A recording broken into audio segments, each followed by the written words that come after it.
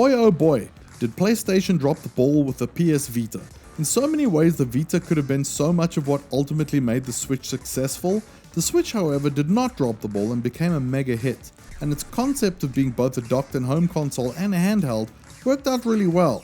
But Nintendo haven't innovated quite as much as they have in the past, and the competition has caught up.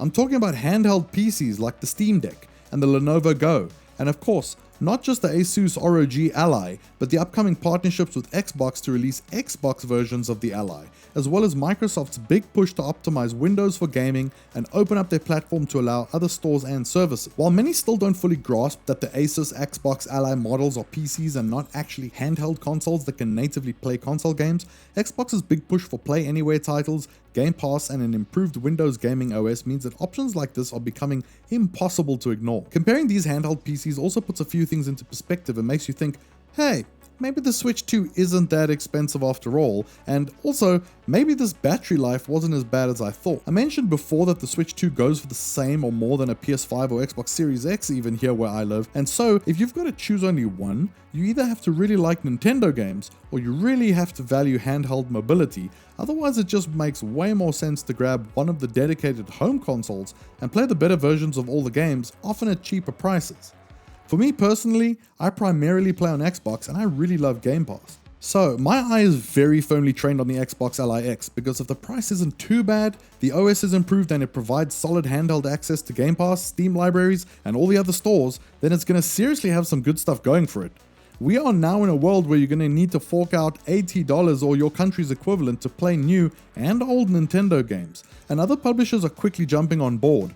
And this has made services like Game Pass or events like Steam sales become very important to many gamers just like me and you. The Nintendo Switch is a $450 gaming device, and we already have a pretty good idea about what the ASUS ROG Xbox Ally models are going to probably cost, and it's a good chunk more. But how much does that matter when the more expensive device is going to give me access to tons of games for a whole lot less money, be it because of sales or as part of a subscription service I'm already paying for on my home console? Those $80 games are going to add up real quick, and I'm not even factoring in Nintendo's fee to play online. So here I am and here we are, trying to decide if the Switch 2 is the right choice in the long run, and not just for me but for my family as well. Right at the beginning of this full review, I said that Nintendo had a trick up its sleeve, something special. You see, despite what I've said about the hardware and the tech and the games, there's that one thing that Nintendo has that no one else does, and it's almost impossible to explain. It's that thing.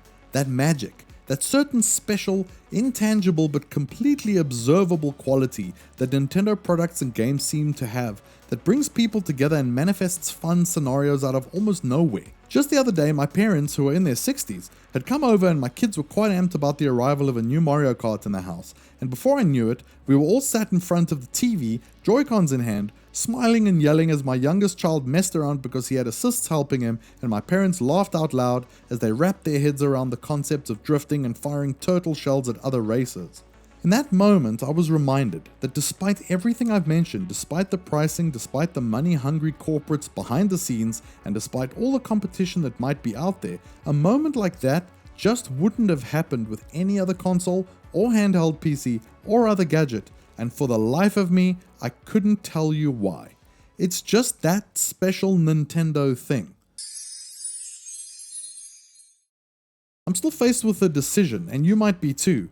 And if I was forced to make a decision right now, it wouldn't be an easy one. What I know for myself is that while Nintendo have done a lot right with the Switch 2, I'm a little scared off by the cost of games, the potential drift issues, and the fact that I'm not quite as into their first-party games as others.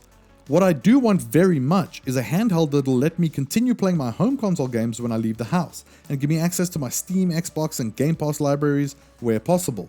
I want a handheld mostly for smaller titles and indie games, not big immersive AAA experiences, although it doesn't hurt to have those too.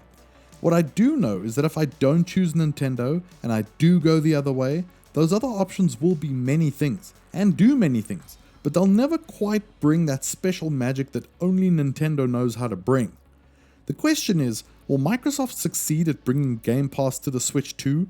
Because if they do, that could change everything.